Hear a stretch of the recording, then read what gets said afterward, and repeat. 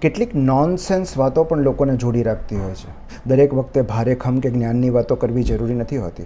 માણસ ગમે તેટલી ઊંચાઈ પર પહોંચે, જો મિત્ર સાથે બેસીને તે એક બાળક જેવી અર્થહીન વાતો નથી કરી શકતો, તો એણે મેળવેલી પદવી, જ્ઞાન અને ઉપલબ્ધિઓ એના માટે વજનદાર થતી જાય છે.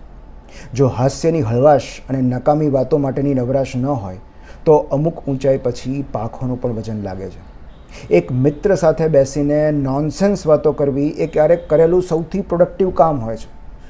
જ્ઞાન અને પ્રજ્ઞાની વચ્ચે, પદ અને પૈસાની વચ્ચે, પ્રસિદ્ધિ અને પ્રશંસાની વચ્ચે રહેલો સૌથી મોટો અવકાશ હાસ્ય અને હળવાશનો હોય છે.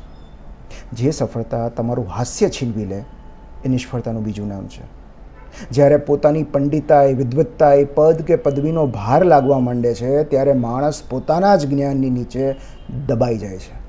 જ્યાં સુધી કોઈ મિત્રની હાજરીમાં આપણી અંદર રહેલું બાળક જીવતું રહે છે, ત્યાં સુધી આ જગત ગમતું રહે છે.